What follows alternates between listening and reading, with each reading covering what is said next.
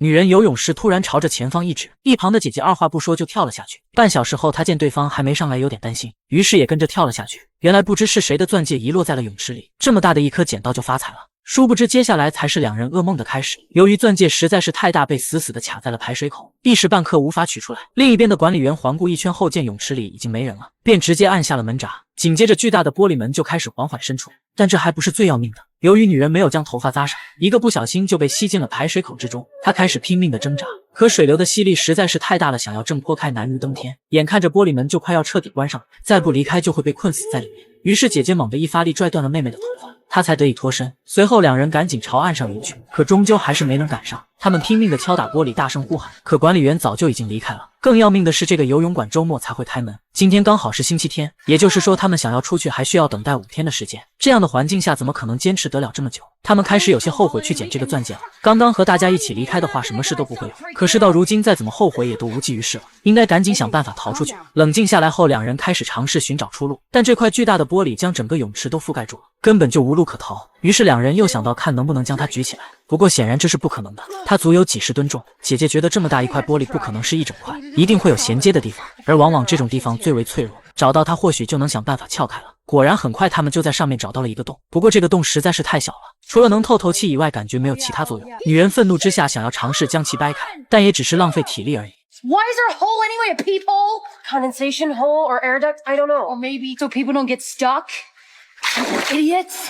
但现在不管再怎么去骂，也只会影响自己的心情。随后姐姐找来了一块玻璃碎片，想要将这个洞口磨开，不过这就好比是把一根铁树磨成针一样，两人根本就没有那么多时间。这时她突然想到了那枚钻戒，随后就潜入到了水里，在水流的作用下，戒指出现了松动，所以这次她很容易就将其取了出来。既然这一切都是因为她，那也要把它拿在手里才安心。就在这时，姐姐的电话响了起来，是她的丈夫打来的，但他们却无法接到。这时她突然想到了排水口的铁栅栏，只要将其取下来就能敲碎玻璃逃出去了。可这个东西被固定的实在是太死了，凭她一个人很难将其拔出来，中途还要不断的换气。她想要让妹妹一起过来帮忙，两人一起合力的话，成功的几率就会大很多。但对方却觉得这个方法实在是太蠢了，因为妹妹吸毒的事，所以姐妹俩之间始终都有些隔阂。很快时间就到了晚上，游泳馆的灯也在这时自动关闭了。这时丈夫的电话又再次打了过来，妹妹听到后瞬间就不高兴了，因为她一直不喜欢这个姐夫，认为她就是个吃软饭的，配不上自己的姐姐。姐姐也一直很烦她，总是喜欢拿自己的丈夫说事。就在这时，妹妹发现她有些不对劲，询问后才得知她竟然患有一种特殊的糖尿病，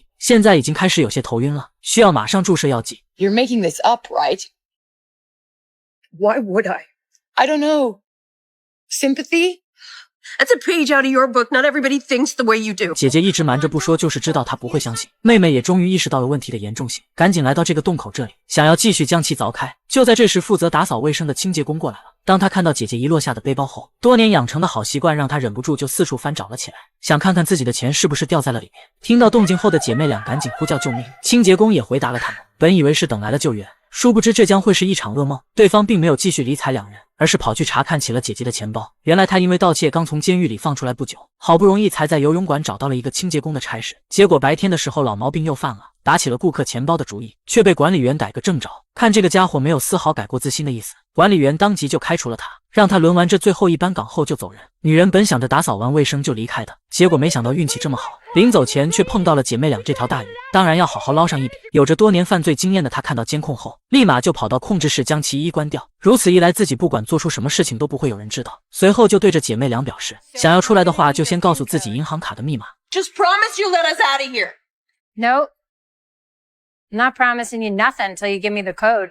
为了能让他们彻底妥协，下一秒女人竟然关掉了泳池的加热系统，想要活活冻死他们两个。虽然不情愿，但为了活下去，姐姐只好说出了密码。不过在此之前，她要先去银行确认一下，然后再回来救他们。两人只能紧紧拥抱在一起，相互取暖。不知道过了多久，眼看着姐姐的情况越来越糟糕，妹妹心疼不已，也不知道那个女人什么时候才能回来。眼下她只能尝试去将那个铁栅栏拔出来，可水底的温度实在是太低了，没办法，她只好先游了上来，却发现姐姐已经陷入了昏迷。她赶忙叫醒了对方，因为一旦睡着，人体就会开始逐渐失温，后果将不可想象。好在姐姐暂时还并无大碍。就在这时，那个女人突然出现在了洞口这里，原来她早就回来了，一直在偷听姐妹俩说话。因为银行卡里只有80块钱，她非常的生气，除非两人能给出更多的钱，她才会考虑将他们放出来。 My sister's really not doing so well.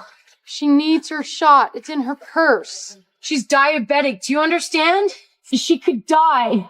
女人却觉得这只是对方为了让自己开门找的借口而已，随后就表示既然你们没钱，那还不如让你们直接冻死算了。眼看着姐姐的状况越来越差，加上女人的态度让妹妹气愤不已，她拿来那块玻璃碎片，将其打磨成一把锋利的刀片，然后装出一种后悔不已的样子，叫来那个女人，表示自己知道姐姐的钱在哪里，让她靠近这个洞口，自己则会悄悄地告诉她。这个贪心的家伙果然上当，毫无怀疑的就将耳朵贴了上去。他看准时机，将玻璃碎片狠狠地朝对方扎了过去。女人痛得哇哇大叫，殊不知这个举动会给自己和姐姐带来一场毁灭性的灾难。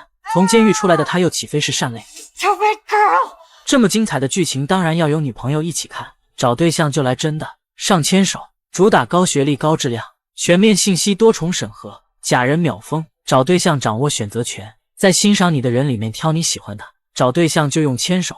为了惩罚两人，他直接打开了泳池的换水系统，下一秒大量的水瞬间就涌了进来，还连带着对人体有害的氯气。不一会泳池里就掀起了巨大的浪花，以姐姐目前的状况根本就经受不住。妹妹想要用衣服堵住出水口，但水流实在是太大，她只能拼命的敲打玻璃，请求女人放过他们。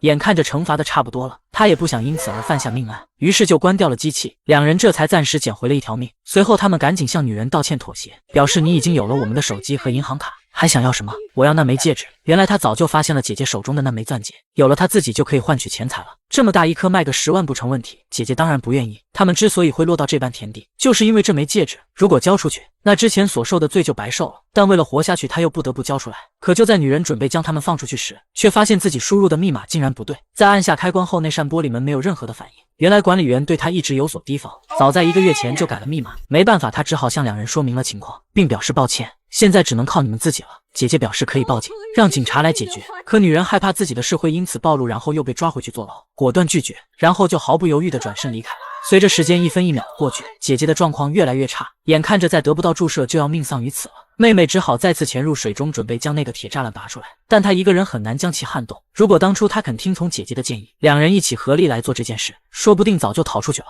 她每隔一段时间就要上去换一下气，这对于体力来说无疑是一种巨大的消耗。就这样，在一次次的尝试中，她终于利用一件衣服将其拽了起来。有了这么趁手的工具，敲碎一块玻璃当然不成问题。被困了这么久，姐妹俩终于逃了出来，但姐姐却陷入了昏迷之中，生死不明。妹妹赶紧拿来药剂为其注射了进去，她不知道现在注射还来不来得及，或许是上天怜悯，姐姐终于在10分钟后醒了过来。就在这时，那个女人竟然又折返了回来，手里还拿着一把枪。原来她还是担心姐妹俩会逃出来，然后去报警，这样自己下半辈子就只能在监狱里度过了。于是就跑回来看一看，果然如她所料想的那样，他们竟真的出来了。妹妹见状赶忙表示他们绝对不会报警的，如今自己能活下来已经实属不易了，不想再徒添麻烦。最终女人还是选择放下了枪，她也不想一错再错毁掉自己的一生，现在迷途知返还为时不晚。随后她还将钻戒还给了两人。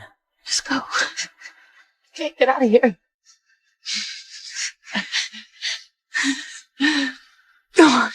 就这样，姐妹俩成功获救。这一刻，她们才明白，只有活着才是最重要的，没有什么矛盾是不能化解的。生活不止只有钻戒，你所珍惜的一切才是最宝贵的财富。它们其实一直就在我们身边，不要等到失去了之后才觉得珍贵。